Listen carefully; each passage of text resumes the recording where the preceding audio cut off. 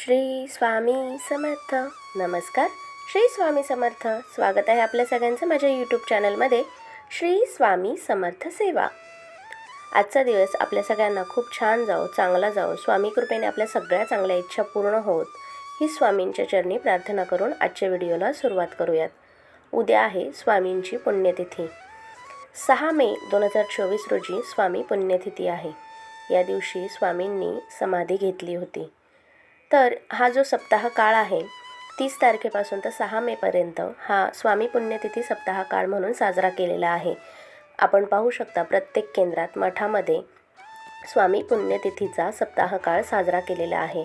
यामध्ये प्रहर सेवा, वेगवेगळे याग हे सगळं या केंद्रांमध्ये आणि मठामध्ये केलं जातं. आपणही याचा हिस्सा नक्कीच झाला असाल असं गृहीत धरते. आणि आजच्या या व्हिडिओमध्ये उद्या जी स्वामींची पुण्यतिथी आहे या दिवशी आपल्याला आवर्जून कोणत्या गोष्टी करायच्या आहेत याबद्दल माहिती सांगणार आहे. उद्या स्वामींची पुण्यतिथी आहे.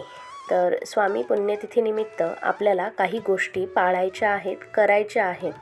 तर त्या कोणत्या गोष्टी आहेत सुरुवात करूयात त्यांना. आपल्याला सगळ्यात पहिलं म्हणजे शक्य तितकं मौन पाळायचं आहे. मौन म्हणजे शांतता पाळायची आहे. आपण जी रोज काही बडबड करत असू ती कमी करायची आहे. कारण या दिवशी आपल्याला पूर्णपणे स्वामींचंच नामस्मरण करायचं आहे. उद्याचा दिवस आपल्याला स्वामींसाठीच द्यायचा आहे. आपण जे सांसारिक विचार करतो किंवा वेगवेगळे विचार करतो ते विचार एक दिवसासाठी आपल्याला बाजूला ठेवून फक्त आणि फक्त स्वामींच्याच नामस्मरणात तल्लीन व्हायचं आहे. स्वामींचीच आठवण काढायची आहे. कारण आपल्याला माहिती आहे जगात कुणीही साथ नाही दिली तरी आपले स्वामी आपल्या पाठीशी नक्कीच खंबीरपणे उभे असतात. आपल्या कोणत्याही संकटामध्ये कोणीही साथ नाही दिली तरी स्वामी आपल्या पाठीशी नक्कीच उभे असतात. त्यामुळे उद्याच्या दिवशी सगळ्यात महत्त्वाची गोष्ट करायची आहे ती म्हणजे शक्य तितकं मौन पाळायचं आहे. असं नाही की तुम्ही अजिबातच बोलू नका, परंतु उद्याचा दिवस तुम्हाला आपण म्हणू शकतो की धार्मिक कार्य किंवा स्वामी सेवेसाठीच द्यायचं आहे. त्यानंतर दुसरी महत्त्वाची गोष्ट म्हणजे आपल्याला सगळ्यात जास्त करायचे आहे ते म्हणजे नामस्मरण, स्वामींचं ध्यान. आपल्याला या सप्ताह काळामध्ये जर काही करायला जमलं नसेल, कोणतीही सेवा करायला जमली नसेल, जसे की गुरुचरित्र पारायण, स्वामीचरित्र पारायण, स्वामी सारामृत, त्याचसोबत अजून काही सेवा असतात त्या करायला शक्य झाल्या नसतील तर आपण उद्याच्या दिवशी काही नाही केलं तरी चालेल. परंतु उद्याचा दिवस आपल्याला स्वामींचं नामस्मरण करायचं आहे. स्वामींचं ध्यान करायचं आहे. उठता बसता आपल्याला जसा वेळ भेटेल तसं आपल्या मनामध्ये फक्त स्वामींचंच नामस्मरण करायचं आहे.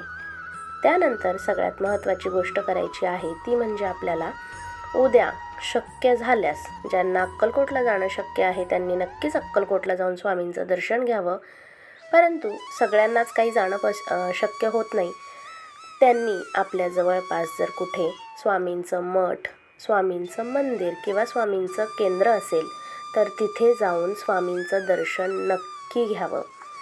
तिथली जी पॉझिटिव्ह एनर्जी आहे ती एक वेगळ्याच प्रकारची असते. मंदिरामध्ये, मठामध्ये किंवा केंद्रामध्ये तुम्ही कधीही जा, तिथे एक जी एनर्जी असते, जी ऊर्जा असते ती आपल्याला खूप जास्त प्रफुल्लित करते असं म्हटलं तरी काही हरकत नाही.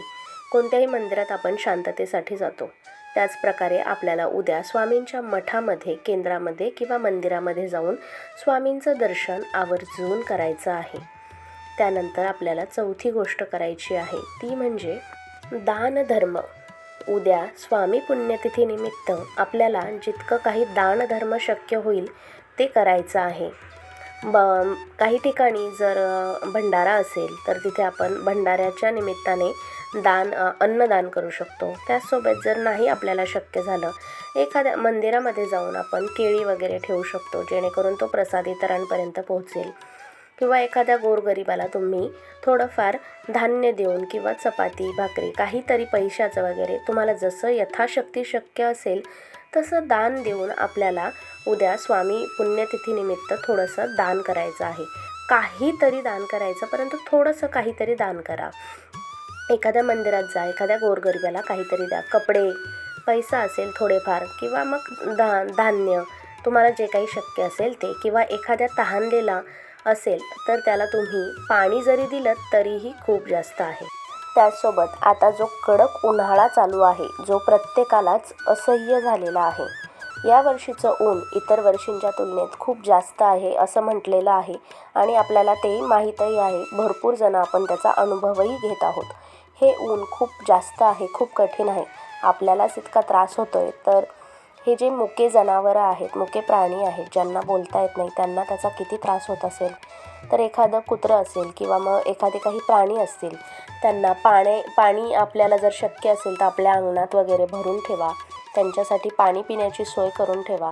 हे जे आपले पक्षी आहेत, चिमणी, कावळा, कबूतर वगैरे जे काही पक्षी आहेत, त्यांच्यासाठी देखील आपल्या अंगणामध्ये थोडंसं पाणी भरून ठेवा किंवा आपल्या गॅलरीमध्ये कुठेतरी जिथे शक्य असेल तिथे थोडंसं पाणी आणि धान्य थोडंफार आपल्याला जर शक्य असेल तर नक्कीच ते ठेवा. त्याचसोबत आपल्याला अजून एक महत्त्वाची गोष्ट, 5वी गोष्ट करायची आहे. ती म्हणजे उद्या स्वामींची पुण्यतिथी आहे. तर स्वामींच्या पुण्यतिथीनिमित्त स्वामींना आपल्याला तुळशी माळ अर्पण करायची आहे, जी की स्वामींना अतिशय प्रिय आहे. स्वामींना उद्याच्या पुण्यतिथीनिमित्त आपल्याला शक्य झालं तर केंद्रामध्ये, मठामध्ये जाऊन स्वामींना तुळशी माळ नक्की अर्पण करा. ज्यांना केंद्रात किंवा मठामध्ये जाणं शक्य होणार नाही, त्यांनी आपल्या घरामध्ये जर स्वामींची मूर्ती किंवा फोटो असेल तर तिथे जरी तुम्ही थोडीफार तुळशीची माळ अर्पण केली तरीही चालेल. परंतु ज्यांना शक्य आहे त्यांनी नक्कीच उद्या मठामध्ये किंवा केंद्रामध्ये जाऊन या आणि स्वामींचं दर्शन घ्या. स्वामी आई, स्वामी माऊली आपल्या पाठीशी नक्कीच खंबीरपणे उभे असतात नेहमी.